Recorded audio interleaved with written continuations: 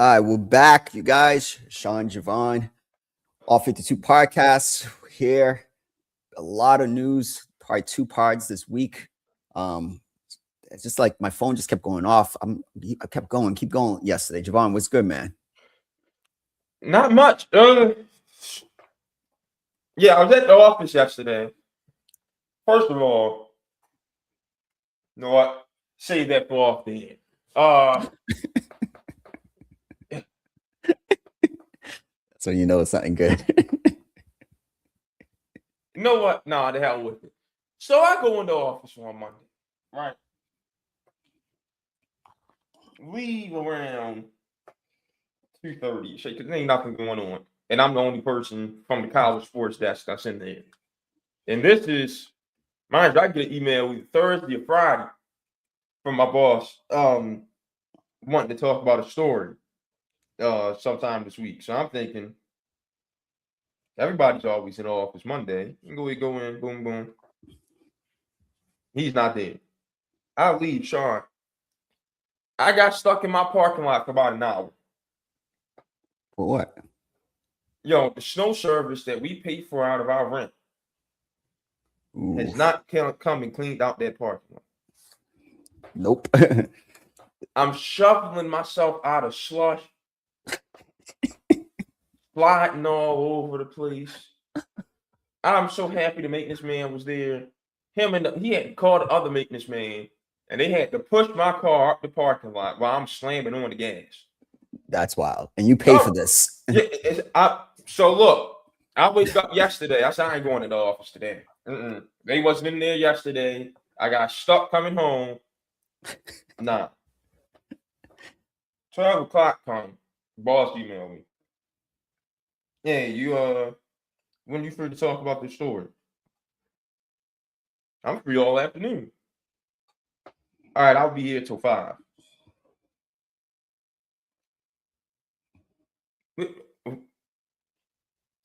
Huh?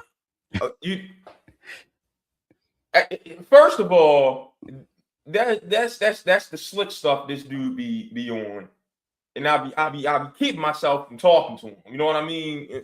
He's one of them. So I texted Mac. I'm like, all right, let me see if I get out of my parking lot. And he got stuck for about an hour yesterday. He's like, okay, let me know if it's impossible.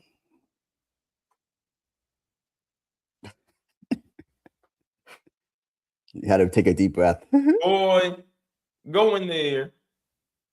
I'm in there for about hour and a half before he comes over. And it's something that very easily could have been talked about over the phone. Yeah. Come back. It's snowing while I'm driving home again. I get you out of there. This time I take forever to get in the parking spot. Get some DoorDash. Sean, I had to shovel my DoorDash driver out of my parking lot because he got stuck. Yo, Sean, I told my pops. Oh, wow. Sean, I told my pops on Monday when I got in from getting my car out. I said, Pops, when I come home for Christmas, it's going to be one of two things that happen. Either I'm going to have a new job or I'm going to be coming home with a U-Haul truck. And that's my very last winter in Syracuse. Right hand to God. I believe you. I believe you. We got to get you out of there, man. Yeah. We got to get you out of there. Hey, y'all Central New York people, y'all Great Lakes people. Yeah, y'all got it. Yo, the thing that's wild is you had to shove out the DoorDash guy.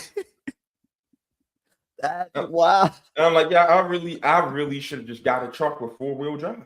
Yeah. No, that's ridiculous. No, we gotta get you out of there. We gotta get my boy out of Syracuse.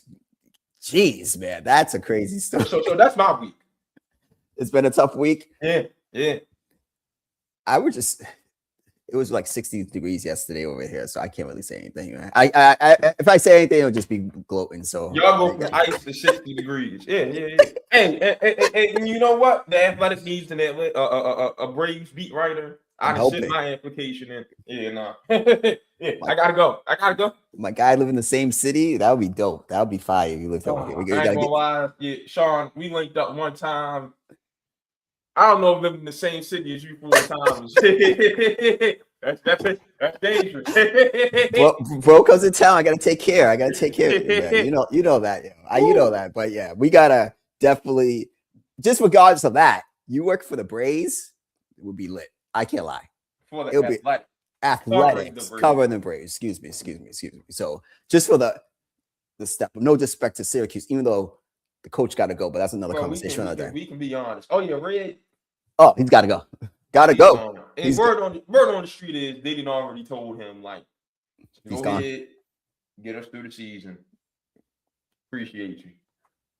I just want to say this, since you want I want to go on a little rant. I'm not a big fan, and I know the next guy who's probably going to do it is, because I was watching a podcast where Matt Ishbia and Draymond Green will be Coach Izzo in Michigan State. I'm not the biggest fan of coaches in waiting. I'm just not a big fan of that. I think that sometimes when you have a system for such a long period of time, it's okay to go outside of that system. And I don't know why people just feel like, unless you could just tell when some guy is the guy. I'm just not a big fan of coaching waiting. I think you should open it up and be like, hey, all right, we did it for this way so much. For example, we use the Patriots example. I know Rabel is a part of Bill Belichick, but he does it a little bit different than Bill, right? And his style, personality, things of that nature. But I'm just not a big fan of just like keep someone there, bring Gerard Mayo in, and then this. It just doesn't work that way. I'm not a big fan. Especially when, and let's talk about Boeheim's final years, okay? So they moved to the ACC in 2013. They were 28-6, had reached number 1 in the country at one point that season, lost in the second round, missed the tournament the next year, go to the Final Four as a 23-9 the year after that, missed the tournament, losing the Sweet 16, losing the first round, missed the tournament, losing the Sweet 16, and missed the tournament in Boeheim's last 2 years. That didn't garner any level of consistency to say, hey, we need to stay with this way of doing things. It doesn't make sense. Like I agree. If Coach K, for example, was fine because the way they were doing it at Duke anyways, it's like, all right, I respect that. But I completely agree with this whole, like, I don't want to hear about North Carolina just keeps it in. Maybe I'm just more worried about the in-house. Let's keep everything in-house. We get it. Mm-hmm. No, sometimes you just need some fresh blood, someone who has different perspectives, different ways of doing it. The way that Boeheim did it for all those years, Coach K did, it's different. It's a different level now. So I'm just not a big fan of that. Just go outside, go out and get you. When Carmelo Anthony's under the Instagram post saying, shaking my effing head. Well, that's an issue. Love Carmelo. Now you think he's doing back home in Baltimore and all that. I don't know if I want to hear from him right now because his son is the worst offensive player in the rotation right now. Ooh. So you know better than me. and Melo putting them through these pregame workouts every day. It ain't because he tries to like. He tries to pass his moves down to Kanye, and that just ain't the young boys game. I'm sorry. And remember, I told you when he came out, that's not a 4-star. That's a legacy 4-star. Yeah, it was more like a 3. Yeah, so in a week, and it sounds crazy to say, but he was a player of the year in New York City, but it wasn't like a lot of. Well, New York ain't produce no talent. We gotta call it, say it. Yeah, New York ain't not producing no talent anymore at all. You know who we forgot to mention last week on that hot seat segment? What? Steve Peichel and Jeff Capel. Oh, that's it. Especially Jeff. Jeff gotta go. Jeff, Bobby Hurley. Go ahead, call John Shire. Hey, let me come home. Let me join that staff as an assistant, man, because this ain't. Live a nice little life in Chapel Hills, in Durham, North Carolina. It just ain't working. Yeah, it's got to go. Shout out Johnny Dawkins though, because he's doing his thing at UCF. He was at Stanford first, and then he went to UCF, right? I believe so. Yeah. Okay, good for him. All right, well, let's get into the reason we are here. Sean, James Harden is on the move again. I don't know what I want to address him as. Yeah, just Harden. He's been traded to Cleveland Cavaliers for Darius Garland, a second-round pick.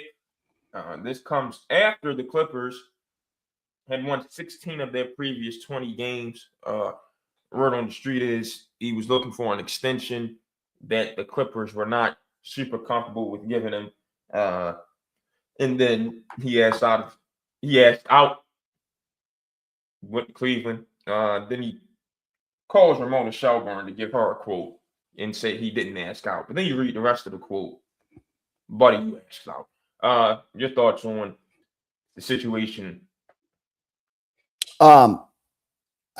I think he's the most selfish superstar in NBA history that I can think of, because this is his 4th trade. And most of these trades he's demanding, except for the one out of OKC.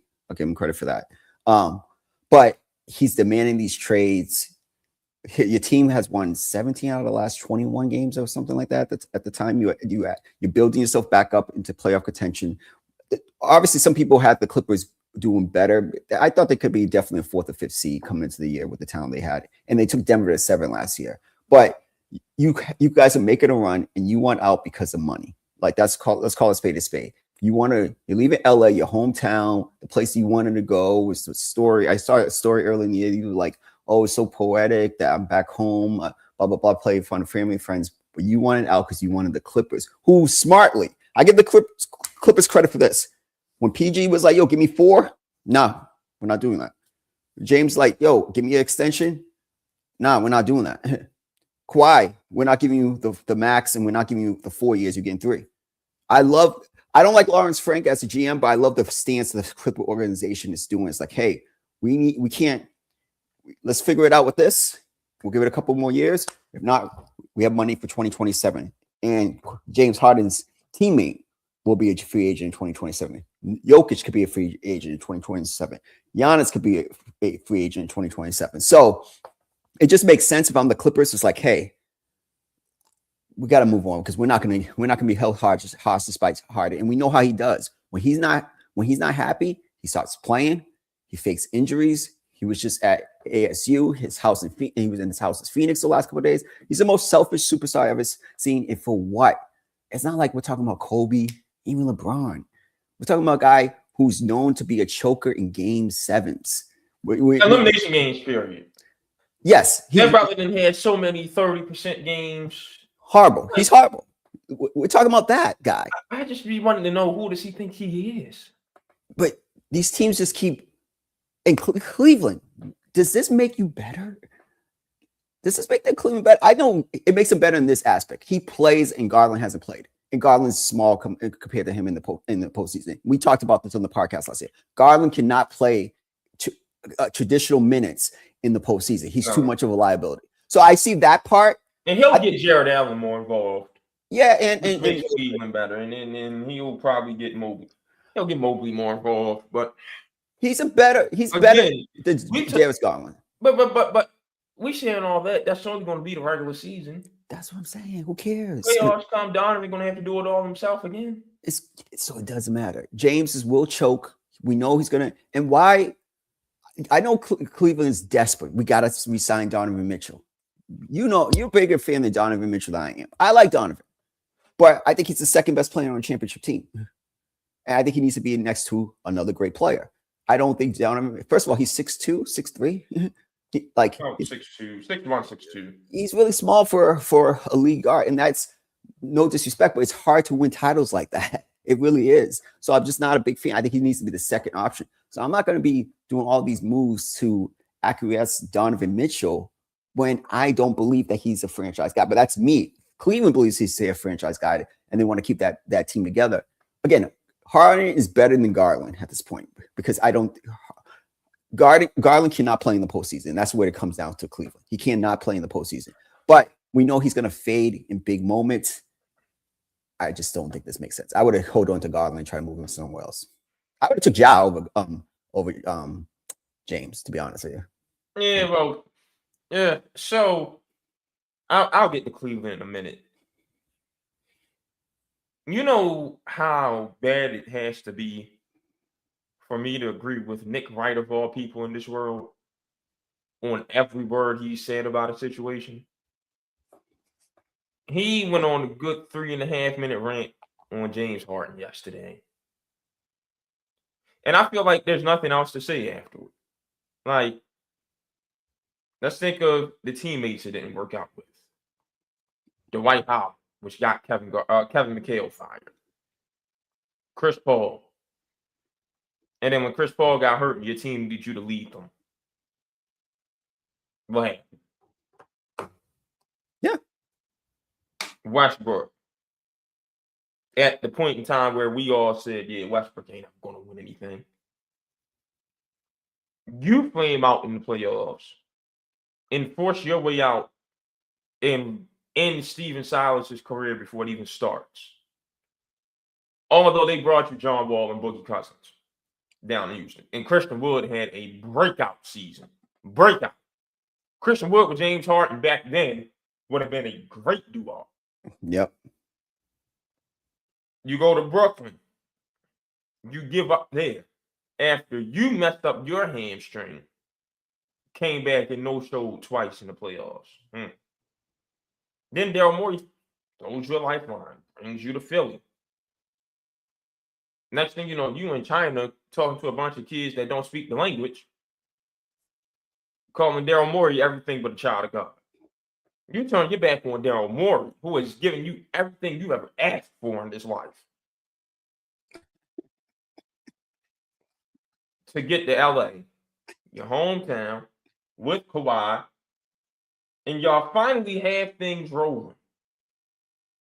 You quit on your team again. Why would anybody want that? I say it again, the worst era of front offices in the history of sports.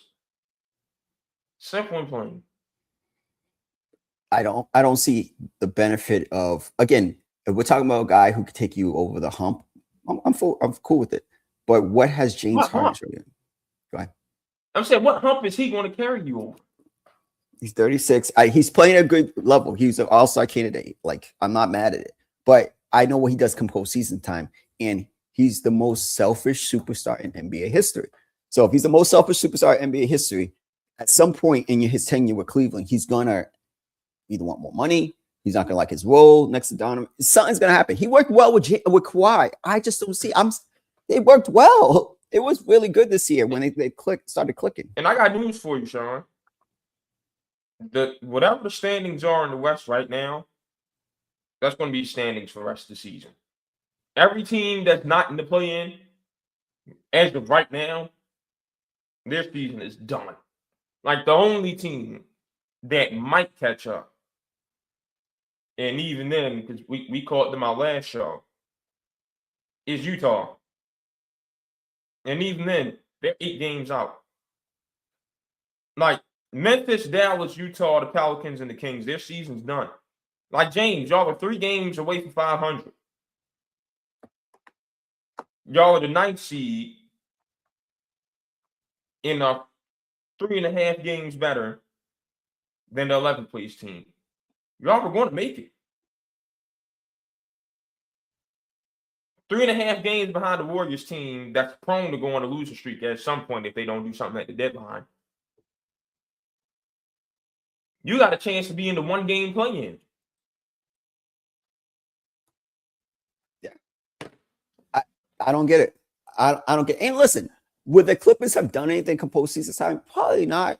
But would they been a tough out as a 7th seed against a Denver team? Yeah, that'll be a tough out. I think they would have been a tough out. Like, until game 6 and 7 are off. Kawhi is special come postseason time. I have to give him credit. Kawhi is a different guy come postseason time. But I think the conversation should switch to this. If I'm Kawhi Leonard, I got Darius Garland, and I got a bunch of old guys around me. I mean, Will Collins is fine. I want out. And if I'm with the Clippers, his value is probably the highest it's ever going to be again. I trade him. The Clippers got to be real with themselves. I know there is no reason for them to tank because their first round pick goes to OKC, but who cares? OKC is going to be here for the next 4 or 5 years, regardless of anything. Who cares? Like that's why I love what, and we'll talk about. I love what Memphis do. Ride it, let them ride out that wave for the next. You know, the NBA is going to break it up. They're going to have to break up the team because the rules. So let them ride their 3 to 5 3. It's like a 3-year window now because even Boston only took 3 years and they had to switch up their teams. So let it, like, that's what I would do. Like, who cares? They can still make the playoffs just because their lineup plays some basketball and Ty Lue coaches. It's going to be Garland, Bogdanovich, Kawhi, John Collins, and Zubac with Brook Lopez and Nick Batum off the bench. That's not going to get and Chris Dunn off the bench. And Derek Jones off the bench. It's not going to win you a shit, but you'll still make the playoffs. So I think you have to go and keep winning this year. But when July comes around, hold on, I gotta look at the Clippers roster. Keep going. When July comes around, you have to trade Kawhi. Again, I don't think trading him and blowing it up at the deadline means anything because don't give OKC another pick to extend what they got going on. That's probably the quiet conversation behind the door. So it's let's win this year. Yeah. And then we'll move Kawhi in the offseason. So Kawhi definitely has some value still. Derek Jones Jr. will be a nice 3-and-D guy for some teams. Chris Dunn. Lopez still will have some value in the league. Bogdanovich. Collins. They got some guys that they can move. Zubac. Yeah. They got some guys. They should be able to retool that team. Yeah. But I agree with you. I see your point. You don't want OKC getting a tough because they could win the lottery even with the 9th odds, like it's been happening, and they get the first pick in the draft. It's like, oh, come on. Like I get and then they're fine to part ways with somebody.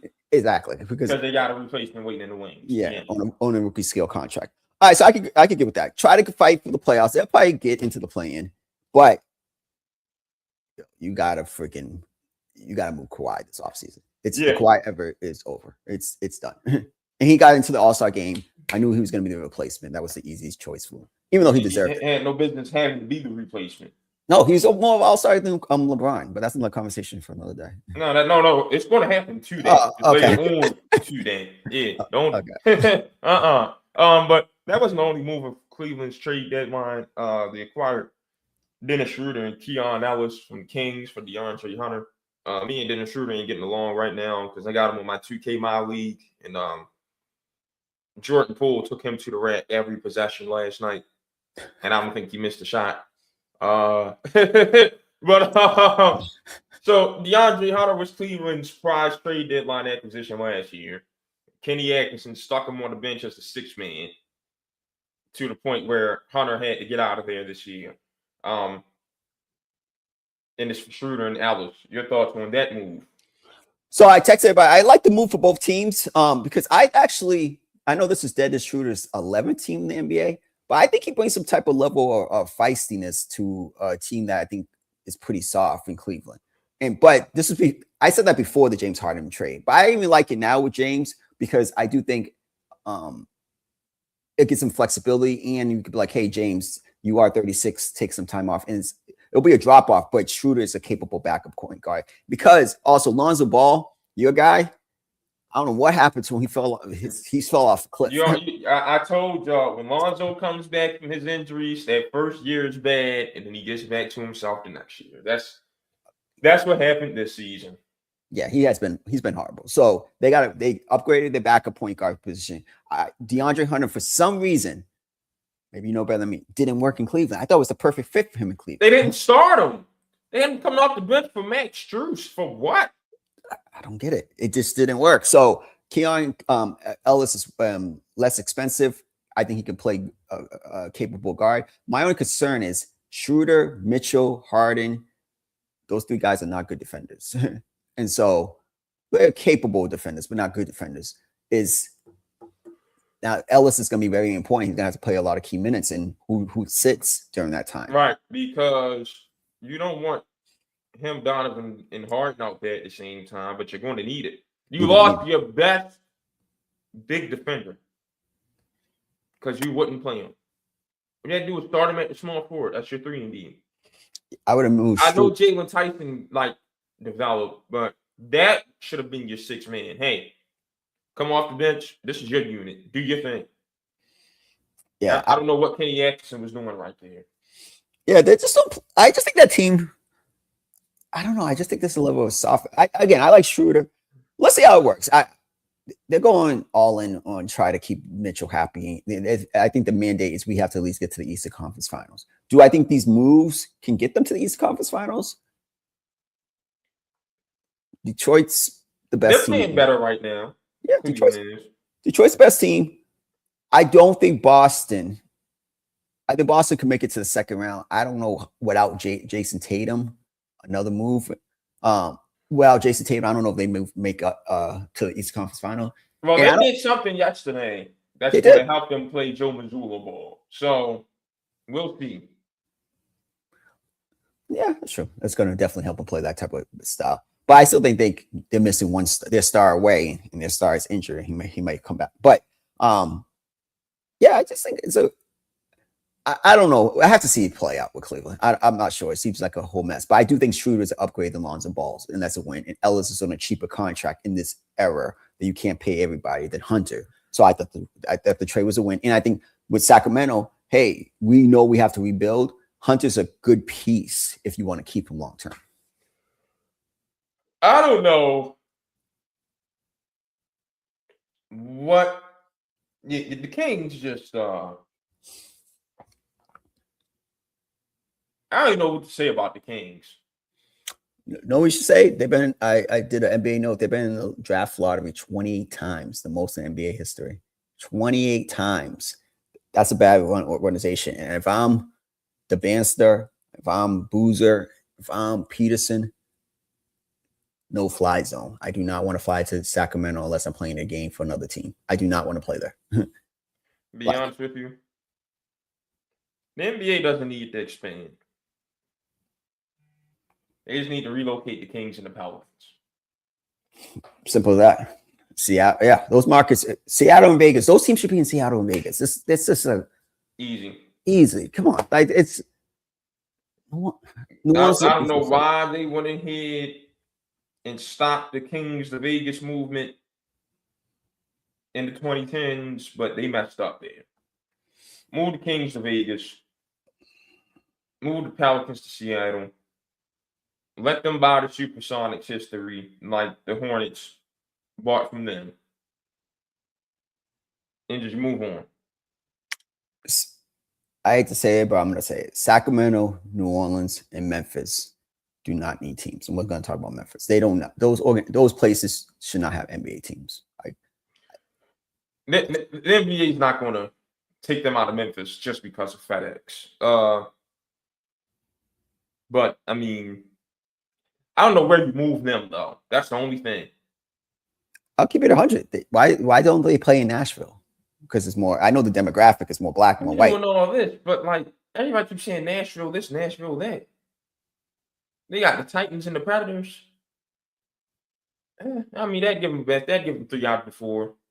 Yeah, it's a bigger market than Memphis. It doesn't make sense. They did it off the demographic. That's one, and they did it off of Memphis basketball.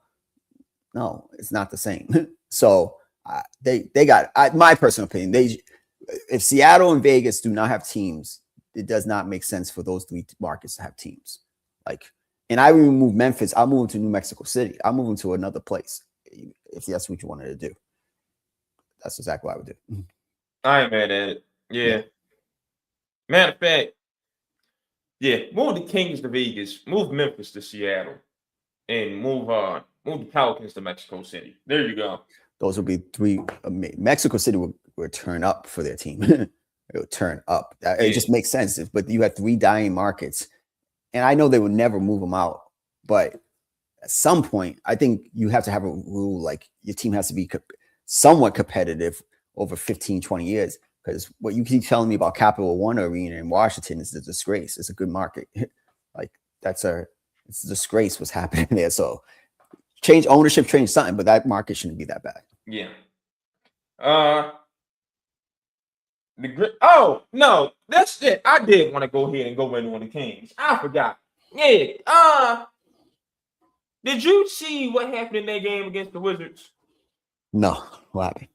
Sean, the Wizards in the last 6 minutes put a bunch of G Leaguers, two-way contracts into the bench guys in.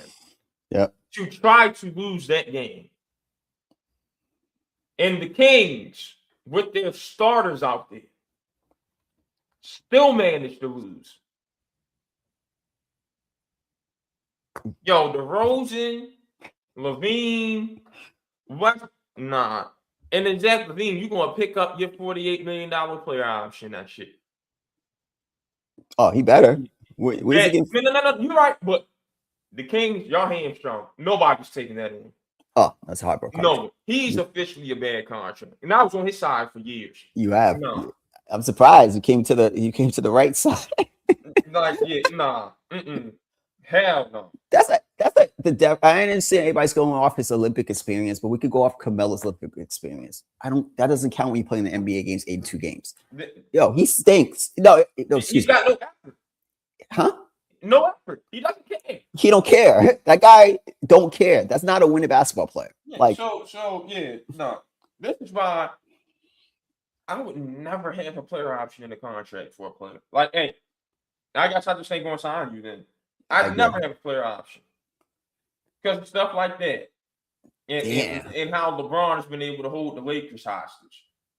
I think baseball has the perfect contract with the mutual option. I really do. I'd be the first owner to introduce that into an NBA contract. And you ain't getting no player option, no. Well, which was crazy though. Didn't James Harden have a mutual option with the Clippers this year? He did? Yeah. So that would be my standard practice. I actually think that's a great option because Levine $48 million next year. Like, come on. That team needs a full reset. They're in last place in the West right now. They got to fire the coach. They need to get rid of the owner. The owner, I don't know what he does. Like what does he do? Like, he's horrible. They got to fire Perry just got there. I do like the Hunter move. Let's see what he does. But they got to move to Rosen, cut Westbrook. I'm cutting everybody. I have to get. Listen, what I thought. We'll get into Memphis in a second. But what every team should do after I saw that game on Saturday is do what Memphis did yesterday and be like, I need my odds to be high to get one of those kids, and that's it. Simple as that. That's why I would do. Yeah. Well, speaking of Memphis, they're blowing it up, Sean. Jaren Jackson and Vince Williams are going to Utah for Walter Clayton, Taylor Hendricks. I want to say Georges Niang and 3 first-round picks. If Jaren Jackson and Vince Williams are getting you 3 firsts, granted, Utah had the picks to spare. Yeah, they did. Because they had a lot of picks from other teams. Danny Ainge need to get some of them off his hands. Still, it's going to be interesting to see what Giannis goes for.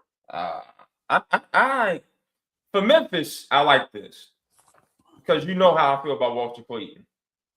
That's the one thing about that organization. They know how to develop players. Yeah, the guys who are on the fringe, they could develop players. Yeah. That's a great location for him. I agree completely.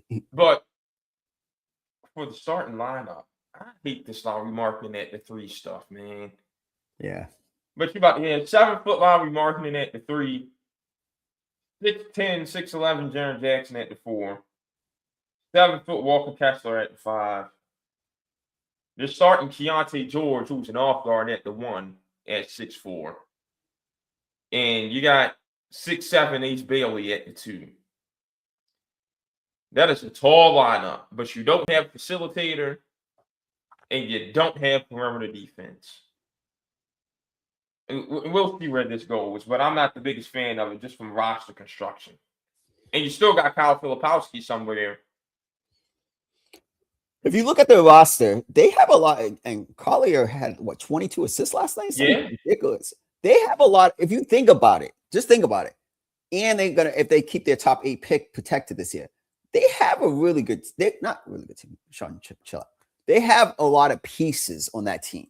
So if it doesn't work after the first year, I see why you go for it because I'm like, I was thinking about this like yesterday. We tech and I'm driving. I'm like, so what's this mean long term? So I started thinking about the pieces they have. Filipowski, they have Collier. They're gonna have a hopefully a top 5 pick for them, maybe even top 1 or 2. They're gonna have a lot of depth on that team, and if it doesn't work out, you can flip some of these guys and recoup some of these assets. And again, they didn't give up a lot of their own picks; they gave up a lot of other people's picks. So I thought it was an A+ move for them. I'm like, yo, I like Markin at the 3. I do not, but has he done it before? Yes. But defensively you definitely don't have any perimeter defense. It definitely don't have a facilitator. But they can run everybody off the 3-point line and just send them to the rack because Aaron Jackson's an elite rim protector and Walker Kessler is an elite rim protector. Yeah. And you just tell your guys, hey, wings and corners don't help. And listen, just send them to the rack. If they get the first pick in the draft, which is still possible because they're going to tank for this year, they get the first pick and you get Peterson or you get AJ,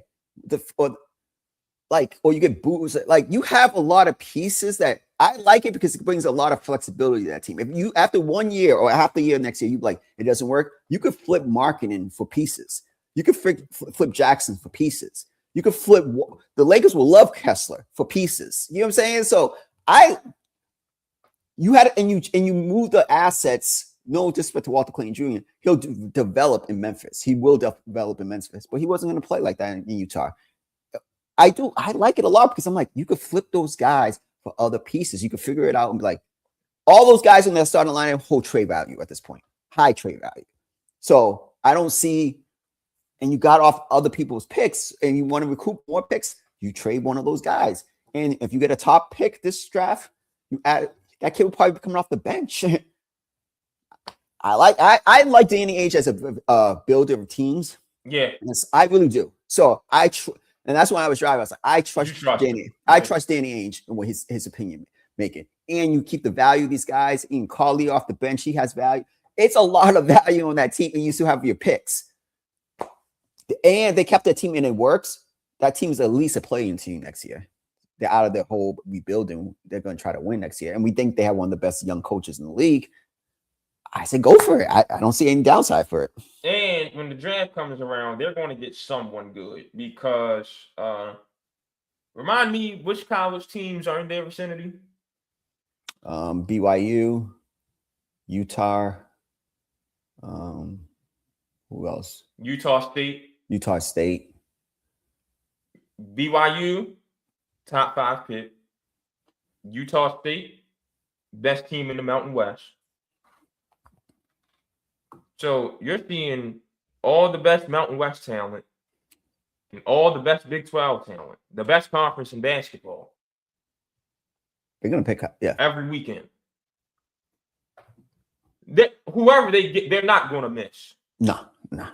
They're good. That I give that again. Danny, his son, they got the right front office team in place. They just can't. The pick can't fall out of the top 8 or goes to the Knicks, I think. So if they get in the top 7, they're going to in a really good class. They're going to get a good player. So and as of right now, according to Tankathon, they're locked for a top 8 pick. Yeah, and they're going to continue to tank. It only makes sense. I would be surprised. That's the only thing I'm going to keep getting. I'm going to get even more mad at them for the rest of the season when they lose because now they really have too much talent to be losing. Oh, they have too much talent. If they want to, they could make a run. A lot of blatant tanking these days. And it's ridiculous. Like, who was it that only had 8 players available?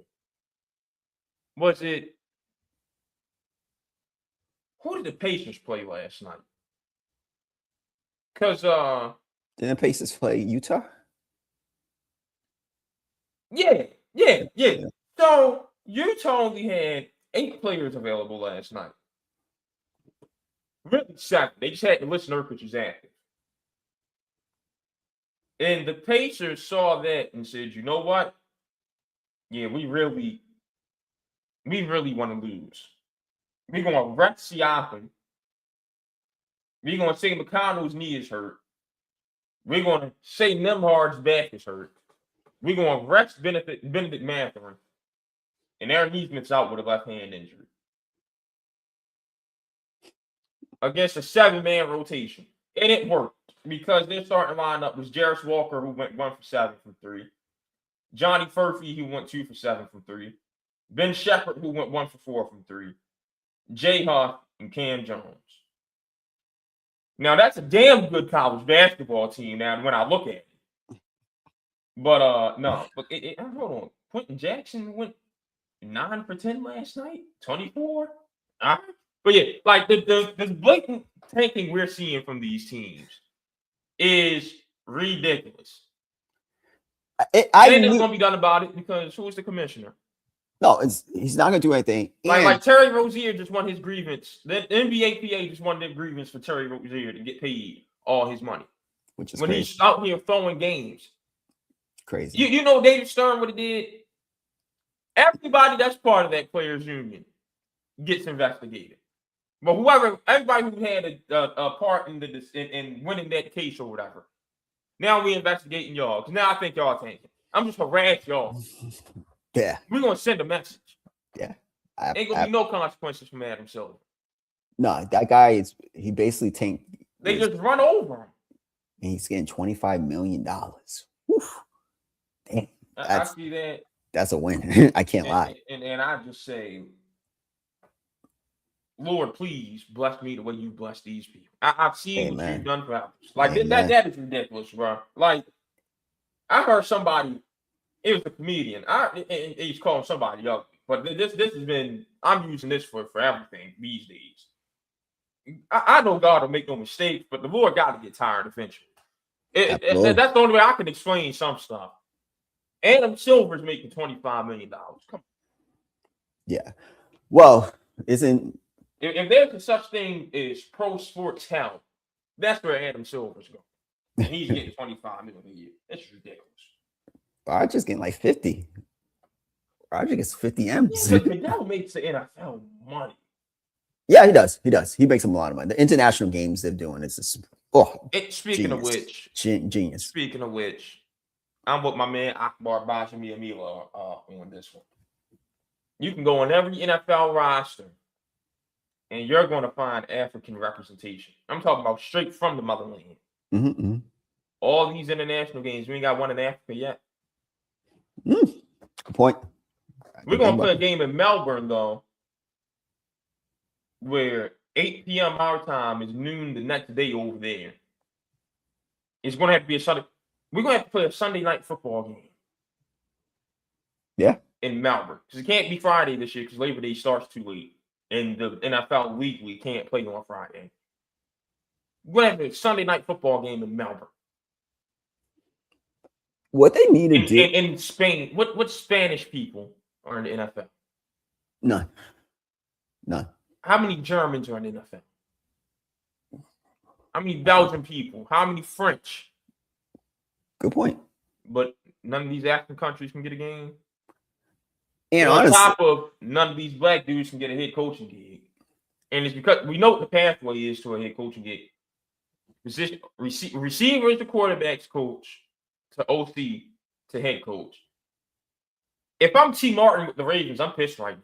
I'm saying Nick Shilhassi in these conversations, and Davis Webb and Declan Doyle just got this job. Meanwhile, Lamar Jackson's best years have come from me being his position coach. If that was a white dude, he'd be a head coach by now. Look at Davis Webb. He was getting all this buzz being a quarterback coach for both Knicks. This and T. Martin ain't even an OC yet. No. And y'all wonder why we always got to complain about the NFL. I just two things. I completely agree. At least, why is there not a game in South Africa? You know how much money is in South Africa? At least. Hey, no, don't give it to South Africa. That'd be the worst thing for the NFL. Well, I get it, but if you want to get it somewhere, at least start there. But get then the Lagos. Oh, Lagos would be amazing. Oh yeah, I co-sign that. Or Ghana, put it in one of those places. I agree with that. Two. Yeah, let the Nigerians and the Ghanaians beef over jollof rice on the NFL stage. Hey. That'll be dope. And then the second thing, oh man, I think it's a disservice to these coaches that all these head coaches now are starting to call their own plays because it's like I think it hurts. I don't like I said Anthony Weaver. It doesn't make sense to be the defensive coordinator of the Ravens when your head coach is going to call the plays. Like I think it does a disservice for these guys. So I'm not a big advocate of for any coach, any color, whatever, about it used to be like the OC calls call the plays, the DC calls the play, but it's been more of a trend. If you notice, a lot of the coaches got hired in this cycle. They said they're going to call their own plays. Well, that's because all the coaches that win Super Bowls call their own plays now. That's why Harbaugh needed to go. But the thing is, if you're Anthony Weaver, we'll use him as a sample. Does that really position you to be a head coach? It won't help him because they'll treat him the same way they treated Eric Bieniemy. He said, "Oh, you didn't call your own play." So I don't want the brothers doing it. What I also don't want the brothers. I don't want all we're doing is being defensive coaches these days. It seems like. Yeah, that's another thing. And they. The only problem is this: who got some offensive innovation? This is a problem over the last couple of years. Raheem Morris got fired, which we said on this podcast. And that's the other thing. The brothers who have gotten there haven't done good. Okay. All right. So I was going to say that too, but that's unpopular opinion, but I got to be real. And Mike Tomlin, I love Mike Tomlin. It goes to the defensive thing. No, absolutely. But when you get your opportunity, you still got to produce. You got to make us look good, man. You got to understand what you're doing is bigger than you. Exactly. What Mike Tomlin tell who's that? Maurice Pouncey head or Mike Pouncey? Whichever one. Hey, it's the team. Yeah, y'all putting on for all the brothers, man. Yo, Tomlin's probably the poster child, but for the last 3-4 years, I thought he should have been fired. And I'm gonna be real, black, white. I thought he should have been fired. I thought he should have been fired. So I agree with that. I was gonna say the same thing because over the last couple of years, people are getting some good opportunities, but if you're not doing well in those opportunities, it's not gonna help. And that's just what it is. But it don't help when you got dumb franchises like the Jets hiring Aaron Glenn when we all know it's not going to work. And then they wanted Frank Reich to be OC. I gotta call you out. You was talking about Aaron Glenn getting fired after week 8. Yeah, bro. I'm gonna be honest about who needed to go. My whole point is the pathway to being a head coach right now is from receivers coach or quarterbacks coach to OC to head coach. Yeah. And I know firsthand of a black receivers coach turned quarterbacks coach who has gotten a 2-time MVP to play the best football of his career. And he's not getting any looks. But I just saw 15 of his white counterparts get the same opportunity this offseason. Yes, and that's my point. We got to start calling the offensive side because if you think about even next cycle, the next generation of black coaches need. Oh, I'm doing offense. Offense. Yeah, I'm not even touch defense because next year the cycle, if you think about it, Vance Joseph will be on that cycle. Flores, Weaver, and Raheem Morris. Those are gonna be your 4 guys, and Tomlin if he wants the job. And Flores is the only one I trust. Exactly. So all 4, those are gonna be not in the next cycle because I can't think of any. Maybe the Carolina Panthers, DC, maybe that's 6, but I can't think of another guy who's in a position at offensive, in the offense position or non-defense position that will get a gig. So that's gonna be the rehash. And you know what kills me? Mike Tomlin played receiver in college. Yeah. How did you not have any offense to you? Good point. Nothing at all. Even though that kid, the guy from. Is he on the defense? Seattle. He'll probably be getting some looks next year too. Or it was the Rams. He was in it. He was one of the candidates for the Rams, for the Cleveland Browns job, which I'm glad he didn't take. He's black. He'll be one of those guys who gets an opportunity. But I think you need more guys, and I think Marcus Freeman will eventually come into the NFL. Well, no, because all Notre Dame got to do is complain, and they get whatever they want. He ain't leaving. Come on, man. You can't have it both ways. I think that's the most beloved black person in Northern Indiana history. Listen, he's got the North and Reggie's got the South. I said this. He should have took one of the Ravens or the Steelers job. It was available. One of those jobs don't come available. But he's going to get whenever. I'm saying this right now. Whenever he wants to make that transition, he's going to get any job he wants. Simple as that. Speaking of Reggie, Frank October, God bless your heart. Yes, keep reminding people Reggie Miller has a losing record at Madison. That was funny. I started dying. This don't need to be part of the broadcast every time. We can stop. He was horrible. I saw something that someone was like, if NBC and Peacock offer a subscription with no Reggie Miller a part of the broadcast. Oh yeah, the meet Reggie Miller feature. But I don't think Reggie's bad. I don't. I just wish we stop doing all this MSG stuff with him. I think the Homer stuff is corny. No, not the Homer stuff. I don't like the LeBron makes that dunk, and I seen it online. He's jumping on crop. Yo, you are an announcer. Sit down. Like, and that was just a regular dunk. Come on. Like, you get what I'm saying? Like, it wasn't the white dude behind him was like a straight New Yorker. Like, I love that energy. The straight Italian New Yorker, like, yo, what the F you doing? That's what he really was saying. And it's true. You an announcer acting like that? That was whack. I thought that was yo, you know who had me geeking on Sunday night? Your boy Tarico. You know, once you start with Tracy Morgan, he ain't going to shut up. You try and call the game. Now you done messed yourself up because Tracy Morgan won't stop talking to you. You made it part of the broadcast. You know you ain't supposed to start talking to Tracy. And you know he done had a drink or two in him. Oh, yo, everybody leave Tracy alone about that homeless guy because, listen, with the way you treat people remember. Like, I understand God says turn the cheek 7 times 7. Yeah, but it's hard, and I don't. Because if I was in that position, I might be the same way. So I wasn't mad at Tracy. I might have given the up and down look and laughed at that's crazy. Tracy's a gem. He's a gem. All right, Sean. As we mentioned earlier, LeBron James stole, and I do mean stole, an all-star spot. No Dylan Brooks and no Kawhi Leonard. With Dylan Brooks, it's because the international team spots have been filled. I guess whatever. But it shouldn't have taken Giannis getting hurt and them moving Cat to the world team for Kawhi to get a spot. LeBron James is not an all-star.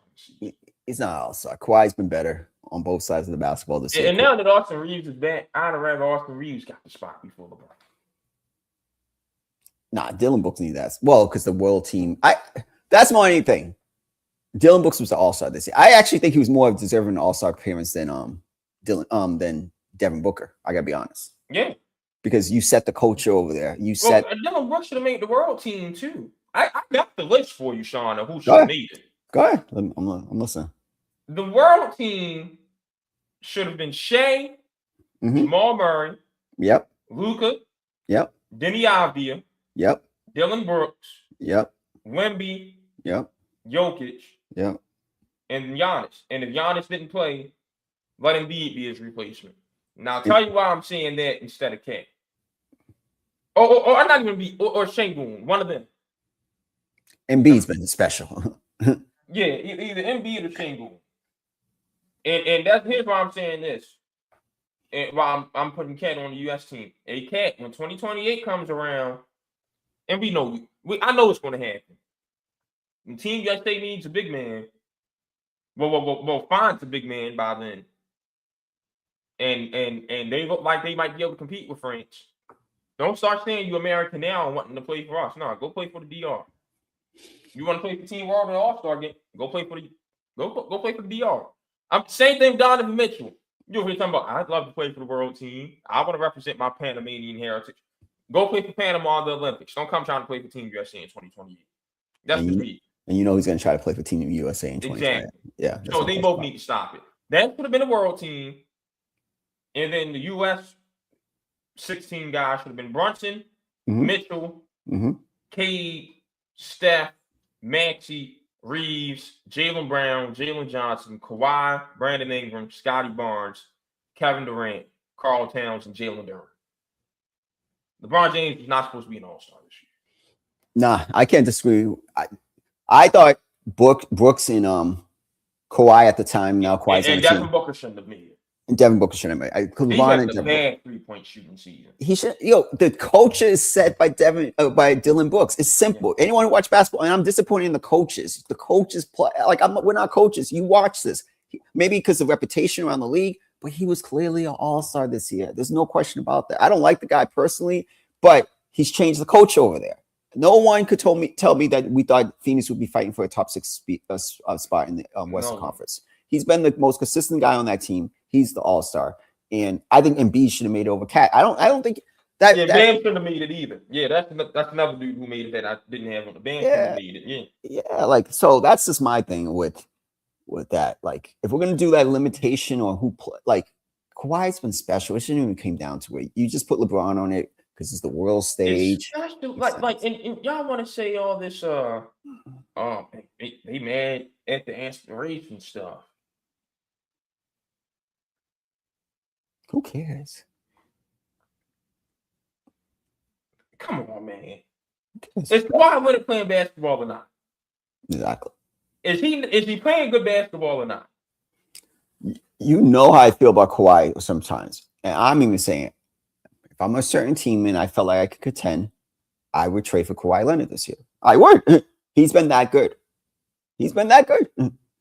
Will he be healthy come postseason time? I don't know. If I knew all the answers, I'll be a multimillionaire right now. But he's playing that level of basketball. He's playing MVP-like level if the Clippers start off the season the way they should. I'll say this about the All-Star game. So round robin format, it's going to be 4 games. If I see 4 games of uncompetitive basketball, I'm going to flip. Oh, this is it. This is it for me. Like the Pro Bowl I watched last night. You think I'm ever going to watch a Pro Bowl again?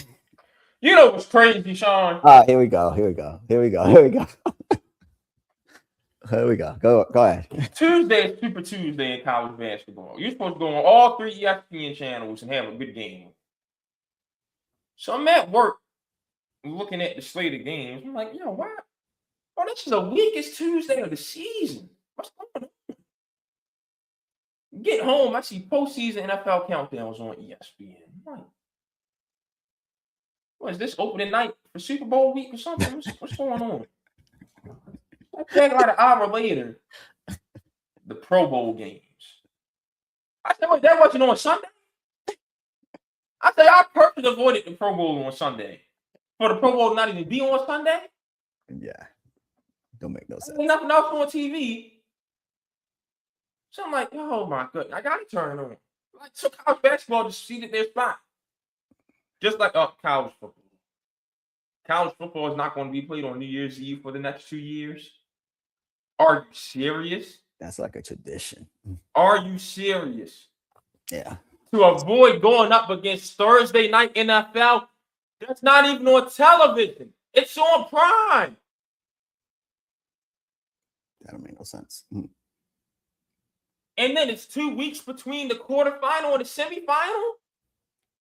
Man, that's why the national championship games. They're like, why is it 2 weeks in between? Yeah, it's crazy. Too much. The teams will get a bye. Their last game's going to be the first weekend of December. And they won't play again until the first weekend of January. That's a month off. And then 2 weeks after that. Gonna be a lot of upsets. I already went over how they need to fix the calendar on the podcast. Y'all can go look at the previous episode. Y'all need to listen to me. That's ridiculous, man. But that layover is gonna cost. We're gonna talk about it a year from now. A year and some change ahead. But there's gonna be an upset because of a layover, Russ. Watch, it's gonna happen. That's too long of a gap to not play football. That's ridiculous. But Pro Bowl games. I mean, essentially, it was nothing but the flag football yesterday. It was watchable. Put the pants on. Yo, listen, I just think that these all-star games, hockey had an amazing with the four nations. No, these players don't care, bro. It's that simple. Yeah. These players just don't care. You look at the all-star games that matter. NHL and MLB. Why is that? Because I got white players in their league, man. That's why. And black athletes don't give a damn no more. That's the problem. No. What? No. might go over the no, because the Europeans okay. I need some good old pure white Aryan American blood in the NBA. That's what's going to save the All Star. Watch this. Watch. Let me get some white receivers in the NFL. Let me get some more Cooper Cups. Watch this. We're gonna stay put. We're gonna go ahead and have a influx of white dudes in. That's what it is, bro. It's the two black leagues that don't care about the All Star game. You go to the two white leagues, boy, you're gonna see a show. You are. No, you're right. You're right. Those are the two best All-Star games, and it's not even close. But I would say this: it's hard to fake the funk in hockey and baseball. Oh yeah, it's hard. So you know what I'm saying? Like it's really hard to play and throw 80 miles. No, you could really hurt yourself. So that's why I think those games are that. Do I agree about the demographic? Absolutely. Like it's more of like a show for these African Americans. No. It's about the bag. They should get paid. Like it's about the bag, bro. Yeah, people that sold their souls for money. Let's be honest. Come on, we got Sexy Red, dumbass, and 50 Cent and all of them, and Nicki Minaj, Kyle Towin, and Sam Bowen for the Trump administration. Oh, of course, the money.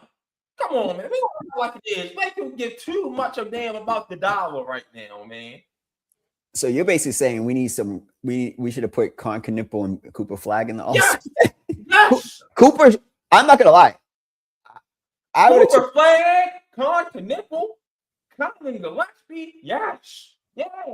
Well, Colin was said to force, but Greg those. Allen, yeah. Let them come out. I bet you we see some competitive basketball. I agree with that. That makes sense. And one last thing, Cooper is. He's one of those ones. He's one of those ones. That he's gonna be special. I thought he was gonna be good, but I didn't think he was gonna be this good. I can't front. He looks like he's gonna be one of those ones. He's holding his own with Drew Holiday and them boys switching on him at the Team USA practices, and he was just calm as I don't know what. I said, yeah, he got it. He gonna be fine. Him, Anthony Edwards. The game last night. Drew Holiday is a hack. Boy, I'm gonna fight Drew Holiday if he was guarding me. Like if he caught an elbow, he wouldn't fight you. Like he gonna sit there, walk away, let you get the tap. He gonna still be in the game. You gonna be on the bench, mad as hell. I had to go to the locker room. Drew Holiday would get me out of character. That is a hack right there, man. I think imagine when he was in his prime. He's not even in his prime defensively anymore. He's not even, but I knew why we watched a bunch of podcasts and everybody would say he's the best defender in the league. Yeah, like he's not even in his prime anymore. I mean, we already knew this, right? And he showed us when he shut down Chris Paul and Devin Booker in the finals. Oh, special. Last night was just the first time I watched the Drew Holiday game in a little while, besides the Celtics days where they were just the whole team was harassing people, so he didn't really stand out anymore. Yeah, they were really good defensively, yeah. But last night, when he is by far the best perimeter defender on the court, you're looking at it like, bro, man, Drew Holiday is a hack. I want to fight him so bad, man. It'd be one of them things where it's like, no, he ain't doing anything dirt. Like, no, I'd be mad that he's strapping me up.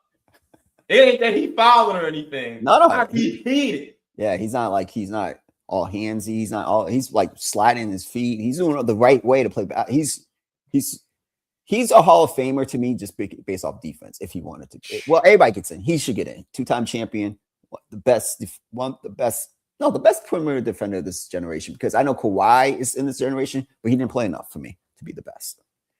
Just simple as that. He didn't play enough for me. All I know is Drew. I start flopping and get myself ejected on purpose. You know what's crazy? I'd be in the press conference. Man, they got to start calling fouls on Drew Holiday. That's ridiculous. Go back to the locker room. Hey, man, bump everything I just said in there, but he was strapping me up. I could yell at my big man in the locker room. Hey, Clinton, you got to, no, not Clinton. This is something. Hey, Mark, you got to come set some screens, man. You sitting there BSing, man. Come set him off. So, it's crazy because in 2K, him, Kawhi, you can't even get past those guys. Like I'm doing a Lakers franchise season, which I don't know why I did it, but I really don't know why I did that. Like I'm so frustrated, and I'm like, yo, I can't play with this team. I'm trying to make all these trades, and it's just Like I'm thinking about quitting and starting over because that team has no perimeter defense and no rim protection. Yeah, Kobe ain't gonna come save me. But like those guys, you can't get past them. You can't. I have to set a pick every time. Every Just time down, every ain't time. nothing but high pick and roll. That's all I And can do. floppy. Yeah. Floppy. Yeah, that's it. Just to get some space. But yeah, those guys are special. All right, Sean, what's going on in Charlotte? Yo, my Charlotte Hornets, because on this, I called my boy Javon out. We're in the group chat, and he said the Hornets need to fire their head coach. I was complaining about some head No, coach. I said Charles ain't gonna be around too long. That's really what I said. I called up the Magic coach. I was like, yo, he's about to go, Mosley. And you were like, yo, my boy ain't gonna. Charles Lee is not gonna stay around a long time. But they won 7 in a row now. It started then. Yeah. I think I'm going to take responsibility for this.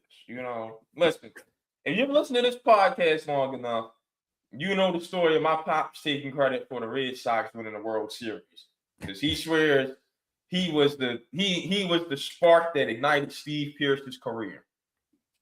And I ain't gonna lie, I was there at them games with my pops when Steve was with the Orioles, and my pops used to. But if it's 2 athletes in my lifetime, I know my dad did not like. It's Steve Pierce and it's Carlos Boozer. Sean, everything that went wrong with the Bulls was Carlos Boozer's fault. But it got to a point, man, if it snowed outside, it was Carlos Boozer's fault. Them two, I decided to hear my pops talk about somebody. It's them two. We went to an Orioles game one day, and Steve Pierce stunk it up so bad. My pops called him everything but a child of God. Next thing I know, he got so hot the back half of that season. Then he winds up in Boston, and they don't win a World Series without him. I'm taking credit for Charles Lee and the Hornets. Someone's got to take credit because they're playing good. They're number one. Again, we do stats. Number 1 in the league in defensive rating over the last in January. They play clean defense. They allow the fewest free throws in the league. They only allow 20 free throws a game. Crazy. Like in this NBA. Dude. Wait, like you got LaMelo playing defense, Miller. Now LaMelo needs to shoot better than 41% from the floor, but I like what LaMelo's doing. He's facilitating to Miller and Knipple. Yeah. That needs to be his thing. Like even in 2K, we play with Melo. They got him throwing all these crazy passes. They got him shooting on with the computer. Like it's ridiculous how they have him playing. I'm like, yo, if they translate that into the game, that's definitely how you play on the court, right? It's super advanced with this AI stuff. And so he's playing controlled basketball. He's hustling. He's playing a role. He's playing the point guard role. I like, they have a solid core. They have a solid core because LaMelo, Knipple, I didn't really see that whole Klay Thompson thing, but I do see the way he plays is very Klay Thompson. Just he's not as good defensively. And then Miller, if they can stay healthy, play-in tournament, maybe a first-round run will be really good, and they could build off that momentum to next season because they got a little good core. I don't know about Bridges at the 4, maybe upgrade the 4 position. Yeah, upgrade the 4th position, but then figure out the rest. They got a core. They got a core over there, and Lee hasn't played defense. And I would never have expected the Hornets to lead the league in any defensive category ever with LaMelo Ball and those guys over the last first year and a half of Charles Lee's. You know what got me tripping out about the Hornets? They're winning games with Moussa Diabate. Yeah. They line up with LaMelo, Khan, B-Mill, Miles, and Moussa Diabate is like 11-1, 12-1. 12-1. And Moussa Diabate, bro. Can I be honest? Remember the Kuminga conversation we had a couple weeks ago with Unc? Yep. And by the way, Unc was tripping that day. The Kuminga ain't athletic was that was something. Unc, we love you, but that was whoo. Yeah, that was why. Like he's like, just don't get me out my seat. But that's all Kuminga does. But I'm saying the same thing I said then. Like, Moussa Diabate really plays African. Like, Stiff is I don't know what, and no skill. But boy, did he try hard and do whatever Charles tell him to do. That's all you need sometimes. And it's working. And he's only 6'9", 6'10" at that. I don't know how it's working. He's a coach. That's off to the Hornets, man. Yeah, So I that would. means one out of Miami, Orlando, Chicago, Atlanta, and Charlotte is going to miss the play-in. Whoever misses, head coach needs to be gone, along with Doc Rivers. In the East, the coaches that need to be gone are Doc Rivers. Whoever out of those other 5 teams misses the play-in, and Orlando, period. All right. Mosley, Doc, and then whoever's left out of those other 4 teams if they miss the play-in. Eric Spoelstra? The Heat ain't going to miss it. They ain't going to miss it. All right, so let's say this. Yeah. Eric's not going anywhere. Eric just needs better players. Because Quinn Snyder don't need to go either.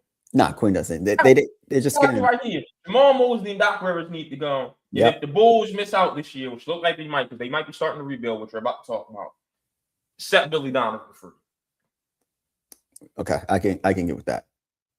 I think Lee, if they miss out, Lee's still safe. Yeah. Okay. But yeah. But they only 1 game out. Yeah. No, I want them in. I want them in. I don't want to see Atlanta, Chicago, or Miami in the play-in tournament anymore. Miami. Well, you're going to see because that top 6 is standing. Detroit, the Knicks, the Celtics, the Raptors, the Cavs, and the Sixers. That ain't changing. Oh man, Miami, Pat. What's going on? No, it's not the coach. The one thing about Miami we know is not the coach and the culture. Is they just haven't got good players. They don't got enough top end talent. They want to hold on to Bam and Adebayo and Nikola Jovic and Jaime Jaquez and Tyler Hill. I would trade all of them easily. They need to figure out everything in the book. Hopefully, Milwaukee doesn't trade Giannis this time around, and they can have more assets because they need, out of all the teams, they need Giannis the most. They need the superstar that's going to. Y'all can't get any. Yeah, South Beach. Boy, I'd be begging to play in my game. What? The number 1 place I want to play besides LA. Nah. That's another reason I got to get up out of here. I still ain't over not going to Miami this season. I'm carrying that too. I'm carrying that with me for the rest of life. I swear. That was an L. That was definition of L. And this snow is what reminded me of it too. Yeah, crazy. Didn't get to go to Coral Gables. That's wild. All right, Sean. Cooper Flag's at point guard again, and Jason Kidd is pissed that he's being criticized for it. I'm gonna let you go before I go ahead and talk to Mr. Kidd. So I'm not mad about this, and I know we probably have different opinions, and this is why. That team should be fighting for a top 5, 10 pick. They need another guy next to Cooper. Oh man, Peterson goes there. Whew, that'd be crazy. But try everything. He tried this with Giannis when Giannis was young. When your team's not winning at the beginning of the year, they had better expectations. So I was like, why are they doing this? But now clearly, I don't think we see Kyrie Irving this year. Definitely don't think we see Anthony Davis again this year. So why not try? And it's just going to make the kid better. This kid will be a top 5, top 10 player in the league within the next 2 to 3 years. And so I don't see why you just don't let him try. It's like throwing stuff against the wall. Let's see if it sticks or not.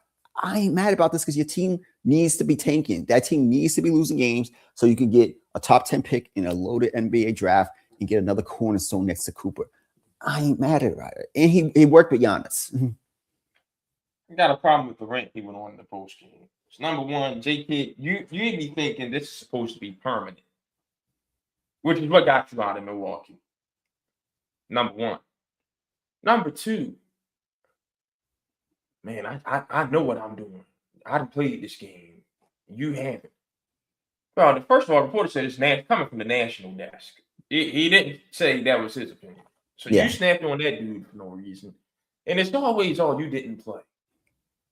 I watched Demar Shumpert go up there and say he don't see the difference in LaMelo Ball and Shai Gilgeous-Alexander style of play. We're going to stop acting like this because you made it to the pro league.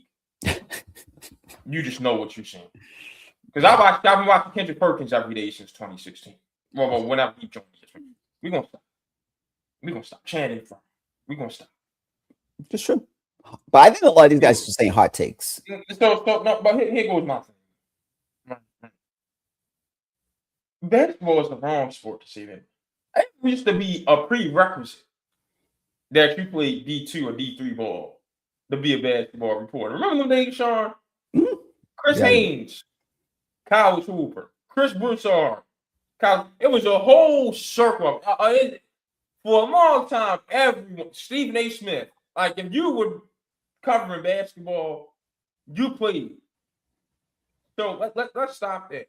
But like J Kid, this notion that this is what take me off. The whole like he's some great coach that's beyond being questioned in the NBA. No, you ain't.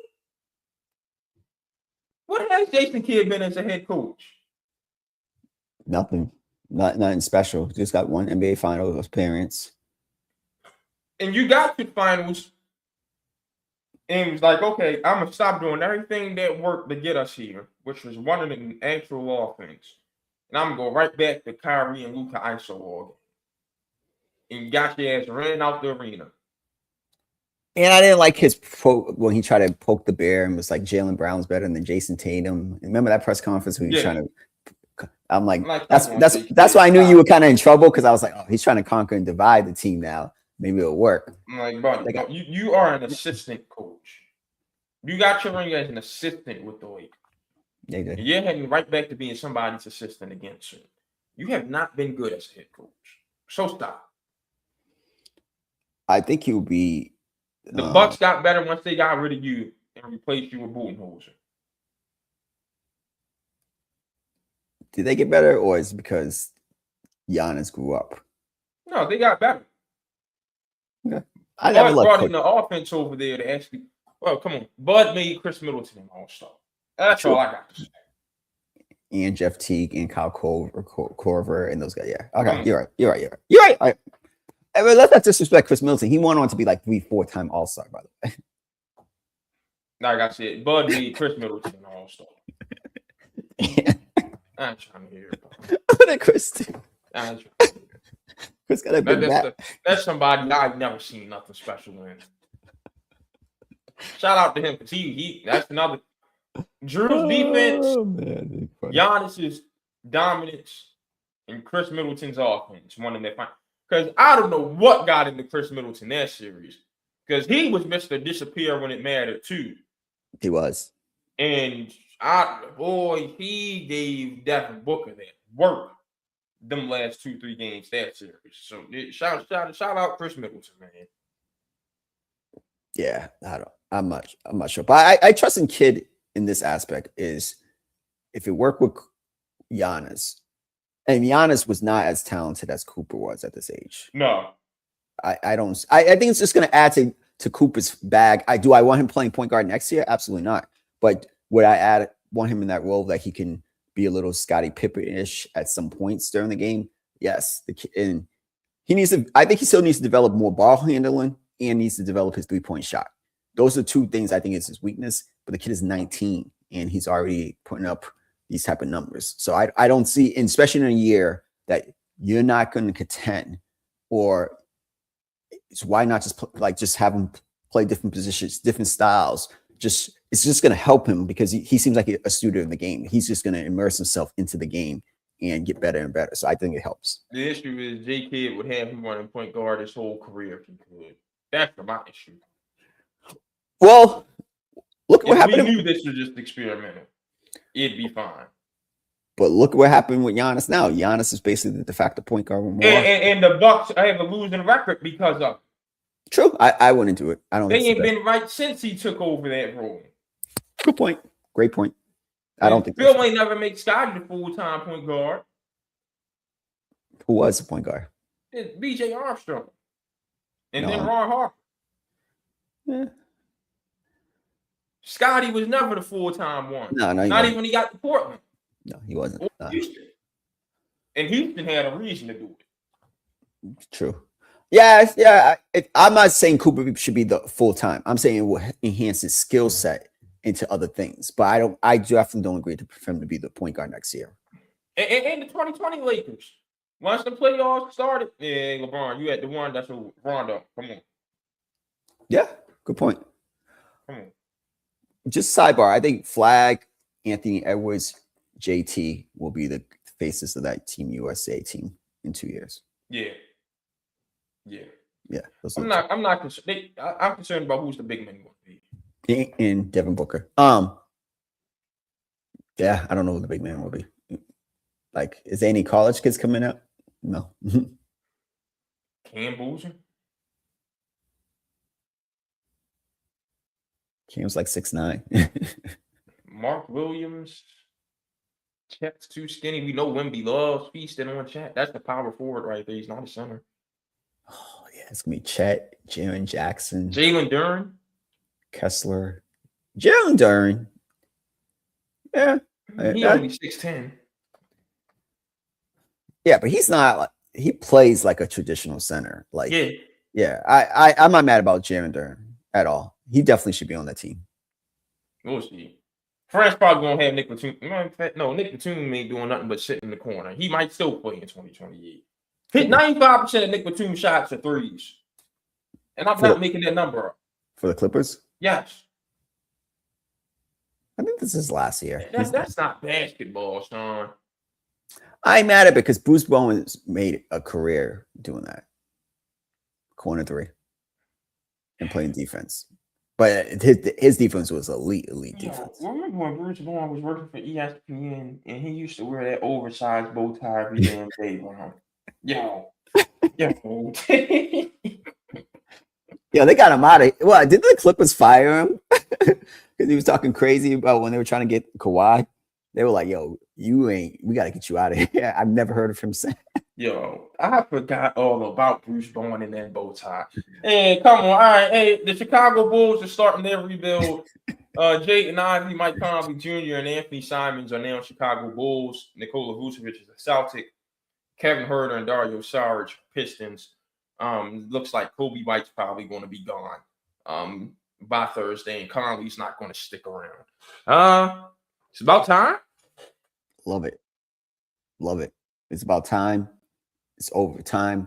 You know what I said about you can't be like, I love what Atlanta's doing. Atlanta is going to be in the play-in or whatever. It's fighting for the play-in, but they have a clear path now of like direction. Hey, we're going to get a top pick this year, at least a top 5. We're going to go in that direction. What is the Bulls do? And they have Jalen Johnson. Who is the guy you're building in Chicago around? Who? Kobe White? Like, Buzelis is good, but he ain't the guy you build around. You got to go find your guy. I've been saying this for years.